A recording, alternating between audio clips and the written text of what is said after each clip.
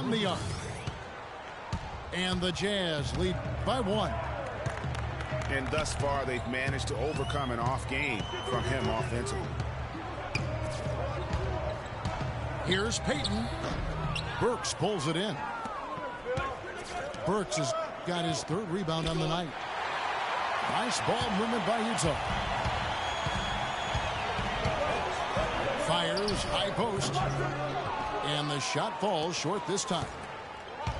You're not going to see that very often. Plenty of space, but he just, let's face it, he whiffs on that one. Nato covered by Payton. And here's Johnson outside. It's rebounded by Payton. Well, you know, they're in the lead, but he's still been frustrated from the defensive standpoint. Just a great, great battle these two teams are waging here today. Boy, it sure is, and I'm getting the sense that this game could end up being decided by just 1 or 2 plays down the stretch. It's stolen by Vucevic. Leaks outside. And the shot is good. And now a 4-point Magic lead. And guys, let's get your take on the hustle stats for the Magic. Defensively, they played with a lot of energy, and the steals we've seen are a result of that aggressiveness. They've repeatedly gotten out on the break tonight as well and scored a lot of baskets in transition. Utah calls timeout. And guys, Jeff Green, by every measure of athleticism and skill, should have become one of the game's better small forwards, but inconsistency has plagued him throughout his career. And Kevin, I always go back to something my college coach told me. The mental to the physical is 4-to-1 in this game. And so through those 7 full seasons, he's teased everyone with that talent. And then it does suddenly disappear. And there's no other way to describe it other than the fact that it is mental. He hasn't been able to sustain it in terms of the consistency, and that's why he hasn't fulfilled his potential. All right, let's go over to the sideline with Doris Burke. Hey, Kevin, I was able to listen in on what Quinn Snyder was going over with his team. He actually lit into them pretty heavily, saying, we're being way too soft on the inside. I'd better start to see some toughness and more shots being challenged. No more easy baskets. Pretty strong words, guys. And thanks for that story, Doris. You know, with Jeff Green, the one thing you can say about him is he's been durable, especially since he had the unforeseen heart issue in 2011 for which he needed season-ending surgery. Since then, over the past 3 full seasons, he's played in 81, 82, and 78 games. Gordon. And the rejection by Favors. And Hayward with the stuff.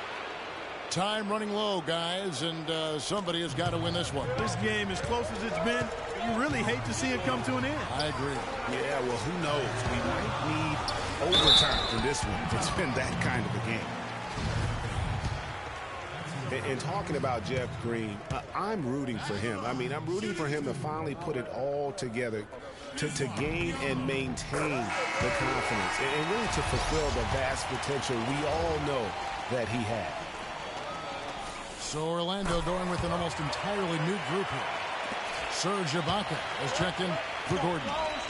Green comes in for Fournier. Jody Meeks, he's checked in for Nathan. And DJ Augustine subbed in for C.J. Watson. I like the fact that he led his teammate right to the ideal spot. You don't always throw it to your teammate. You throw it to where he needs to be. Augustine, that's good. Probably wasn't the shot they were looking for, but they'll take the bucket. Hill passes to Favors. Hill has the open look. And Utah again with the bucket. Boy, guys, they've shown some great passing on their last few trips down the floor. Excellent. 4 straight passes leading to scores. Great team play. And Meeks gets to Augustine. Here's Biombo. Gobert with the block. And guys, let's get your take on the scoring breakdown for the Jazz. What a tremendous showing from the three-pointer all through this game. Something that also stands out tonight is the number of assists they have. I mean, that's a mark of a good club. First free throw is good, and that ties the game up. And the Magic making a change here. Vucevic is checked in. And so both free throws good that time, and that puts him ahead. And that's how you do it. Free throws can make a huge difference in a tight game. And it's Hill penetrating. Here's Favors. Some solid defense from Ibaka. The Magic have gone 5 of 10, 50% from the field. Pass it to Green. He feeds it to Ibaka. Augustine with it. He's picked up by Hill. Down to 5 on the shot clock. Vucevic is screen on Hill. And that one hits back iron. He operates well in traffic, but still, that's just a tough play to finish. Connects! Those are huge points. Beyond huge, partner. I mean, they needed that bucket desperately. And Augustine kicks to Vucevic. Hayward outside.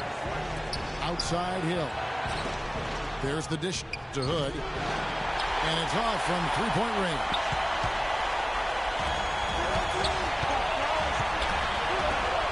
Meeks passes to Ibaka.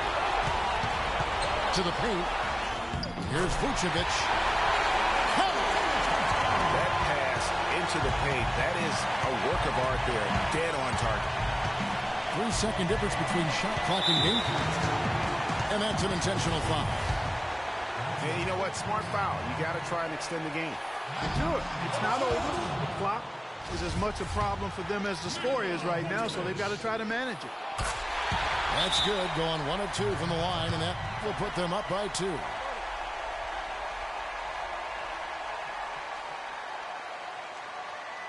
Utah calls timeout. They're trailing by 2. 20 seconds left to play in the final quarter.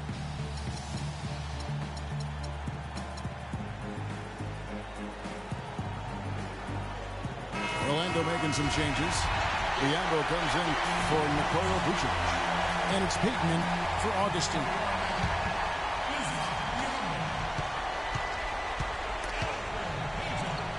Here's Favors. It's off. And you know they wanted that one to go down. They sure did. Would have loved to tie it up right there. You have to foul, but I'm sure they would have liked to foul someone different.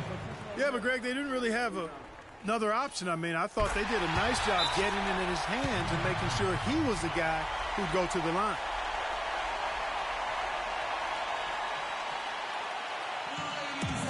Utah calls timeout. They trail by 3. 12 seconds left in the fourth quarter.